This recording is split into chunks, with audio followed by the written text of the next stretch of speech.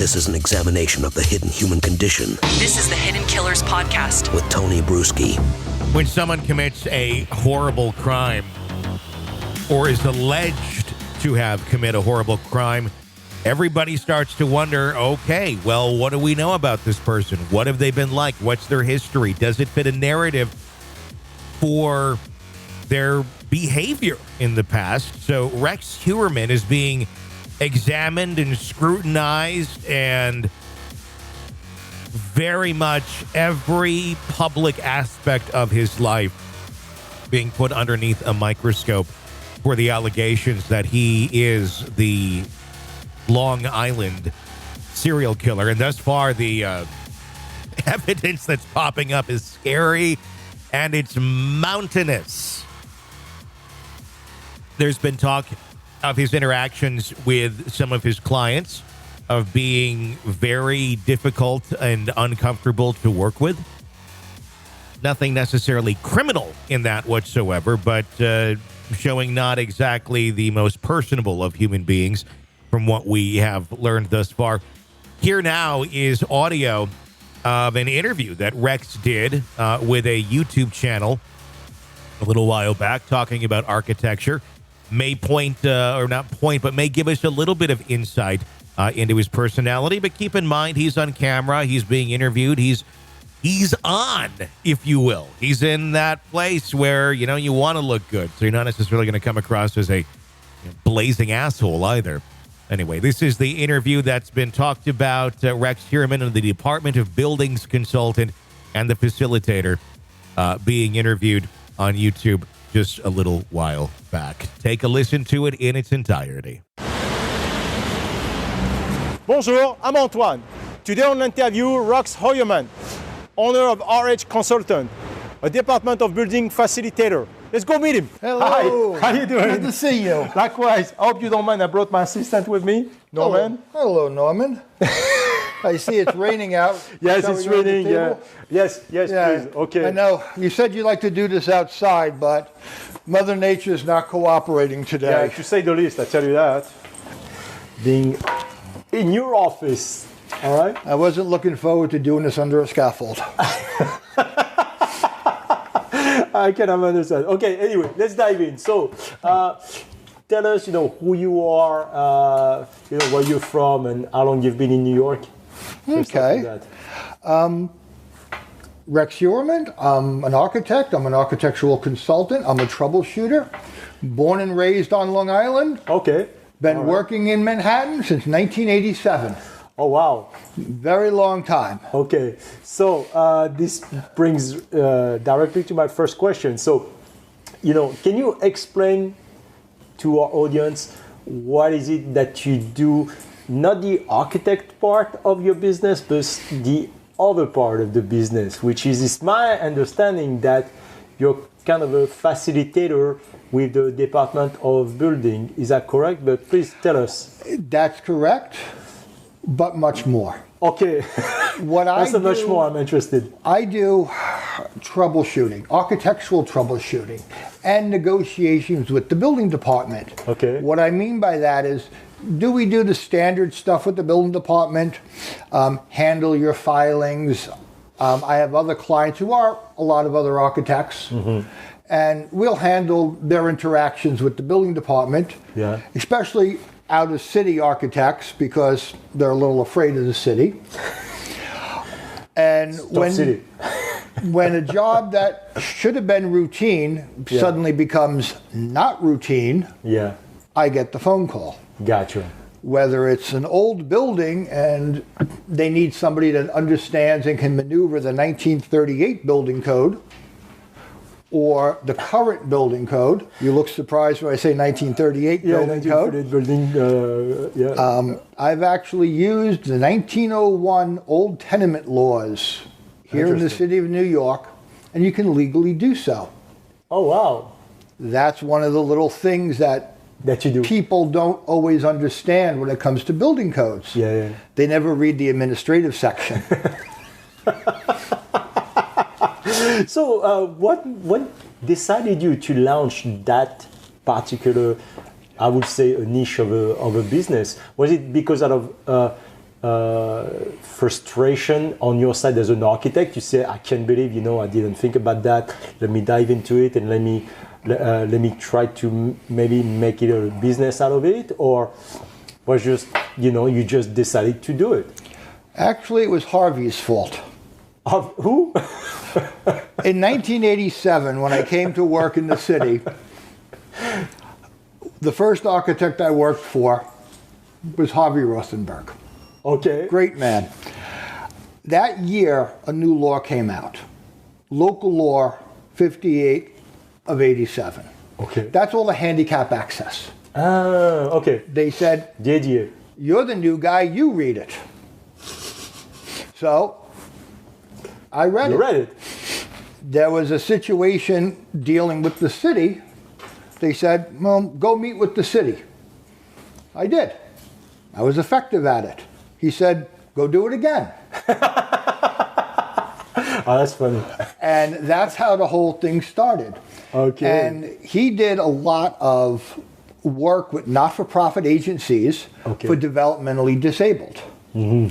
So that's where I started doing a lot of my building code consultant with him, as well as the design and drawings for these facilities. And the one thing I learned very quickly was the building department could not understand them. Couldn't understand what? Their own codes? Their own codes, their own laws, because you have what we would call a group home for developmentally disabled. Okay. It doesn't exactly fit the code book. And the plan examiners who work for the building department didn't fully understand it. So part of my job became educate the city. So you educate the city about their own code. Correct. That has been, our laws. That's been something we've been doing ever since, and we still do today. So you started with a firm, and then when you decided to launch your own, you decided, let me continue that route of the consulting. Is that correct? That's basically correct. Yeah. But the way it all happened was a recession in the early 90s. Yeah. And we're all trying to figure out who to work for. Yeah. And that's when I met my very, very first paying client, Robert Meyer. Robert Meyer, okay. I'm in the Queens Building Department. It's before lunch. I want to get to lunch. Back in those days, you had to physically stand in line with your paperwork, because this predated the computer system. Yes. And he was dealing with the clerk at the certificate of occupancy counter. Didn't know what he was doing. I'm getting impatient. I go, excuse me, took his paperwork, explained to the clerk what he needed, then explained to him what he needed to do, then move over. Then I took care of what I needed to do. He was standing off on the side.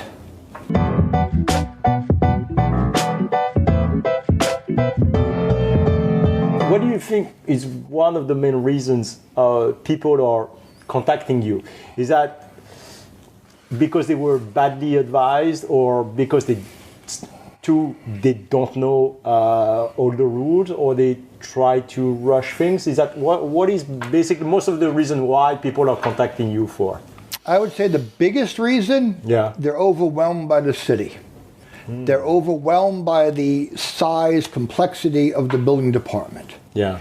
And whether it's a restaurant, a place of assembly, a 40,000 square foot retail that we did last year, or somebody's co-op, or it's their mother's co-op and she passed away, and there's an old application that's 20 years old that nobody addressed that they have to solve to sell it.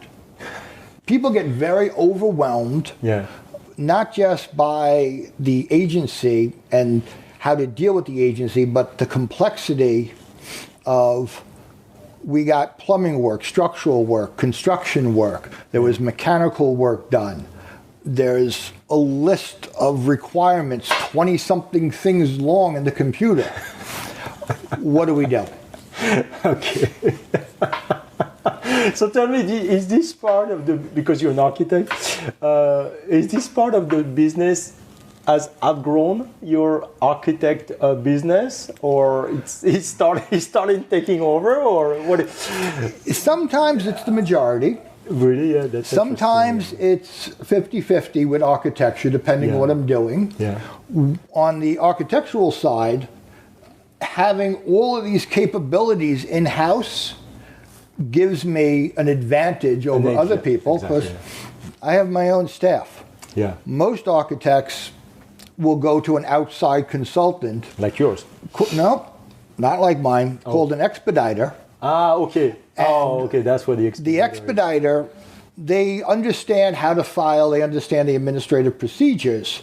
Where I exceed that is I have the license to practice architecture, so when I go to the city, I can tell them how I feel and what I think they should do. Yeah. And I do that. An expediter can't do that because they work at the pleasure of the city. Yeah. I don't. Understand. Yeah.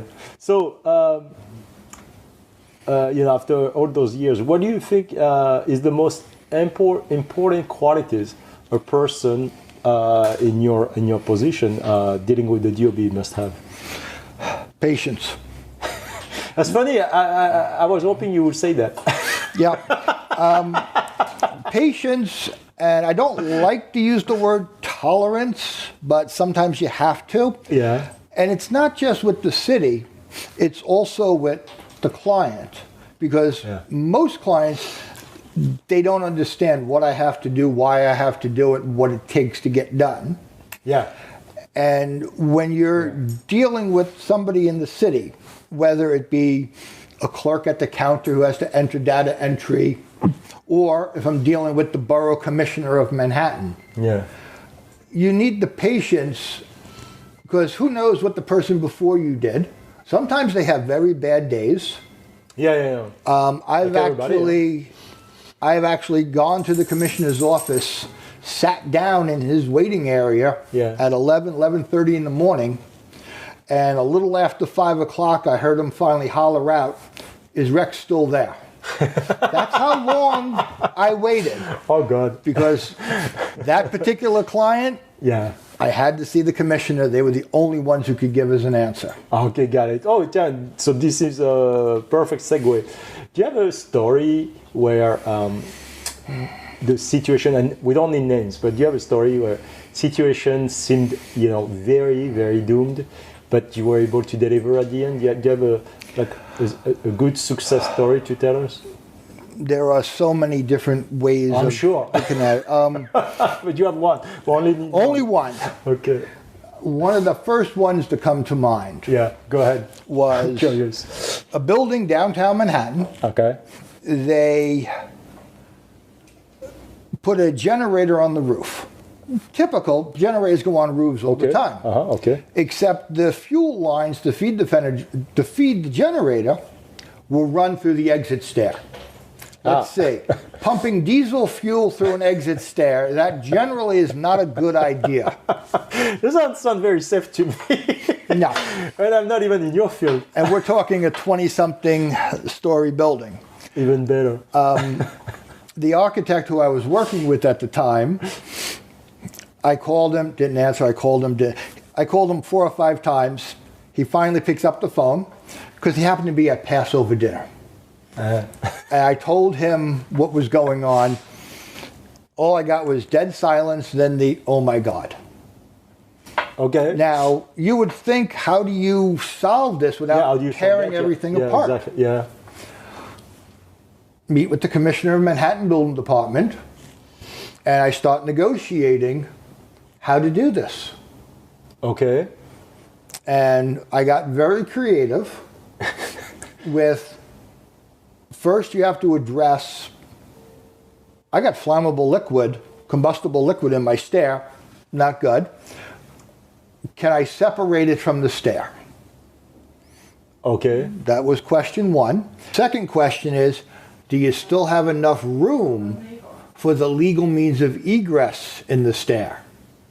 Because you have to maintain minimum widths, minimum capacities to get everybody out. Yeah. So this became a mixing of building code, negotiation, the use of modern products to achieve all of this. And in the end, the pipe stayed. The pipe stayed. They stayed. I achieved a 4-hour separation from the stair using autoclaved aerated concrete block construction. And on the Chinese to me, but I'm sure. And on the horizontal run, yeah, I used a 3M product to achieve the fire rating. So it became a mix of art and science and the understanding of the code to make it work. Yeah. And that's what I applied to each job. I actually just purchased a copy of the 1922 building code. Oh. Because I'm dealing with a building that was built in the late 20s, but it's not yet under the 1938 code. So I'm in that slack water between 22 and 38, and I need to prove that the condition was legal at that point in time. At that point in time. That's which is why at home I have an extensive library. I'm sure. Of obsolete books. And people want to know, why do I have a plumbing code from the 1970s? Yeah. Uh-huh. When I do work for either attorneys or have to look up something historical, I need the reference for that point in time. Exactly, yeah.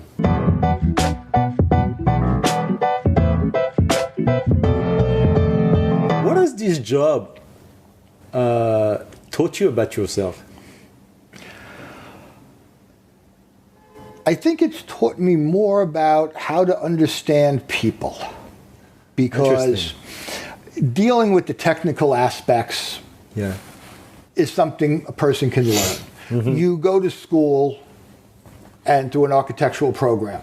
You work for the experience of doing architecture. You get your license to practice. As your time goes on, you learn about the buildings and about the codes and the different buildings of time frames. I'm dealing with a building from the 1880s right now. You know how they react. But it's the people, how they're all so different, and how you deal with the people, I think, is one of the more interesting aspects that have come out of this. Yes? Okay. All right, my last question. If you were a tool or an object to help you to bring your business to greater heights, what would it be? That's an interesting question. I know. Because for what I do, we have to have so many tools in the toolbox. Just one. Just one. Just one. Or an object. It doesn't have to be a tool. It can be an object. You know what? I know. All right. One of the things I learned from my father was furniture building. Okay. He was an aerospace engineer and built satellites. And runs in the family, building things. And built furniture at home. And I still build it in the same exact workshop. So? I have one tool that's pretty much used in almost every job. And it's actually a cabinet maker's hammer. A cabinet maker hammer. Okay. It is persuasive enough when I need to persuade something. Not someone. Something. And it always yields excellent results. Yeah. And at the end of the project, whatever piece of furniture or what I'm working on, it always helps it come out beautifully. Okay, great. So you would be kind of that kind of hammer for your business? That's what you're saying? If that doesn't exist, that's what you would be? Sometimes I have to be the heavy framing hammer. The heavy framing hammer. Other times I'm the lightweight hammer just to nudge things along. All right. I guess it's a hammer. We got it. That's it, folks. That was Rex, owner, founder of RH Consultant. So if you have any building regulatory issues, please contact him. He's probably going to solve your issues, okay? Guys, you know the drill. Comment, share, like, subscribe. Subscribe, very important. But in the meantime, it's selfie time. Selfie time. You're fast. Ready? 1, 2, 3. Ah! Can you smile? That is. You're consuming the Hidden Killers podcast. Want more? Start binging on all of our true crime podcasts right now through Apple Podcasts and get an ad-free experience when you sign up to be a True Crime Today Premium Plus member exclusively on Apple Podcasts. More of the Hidden Killers podcast dropping soon. Press subscribe now.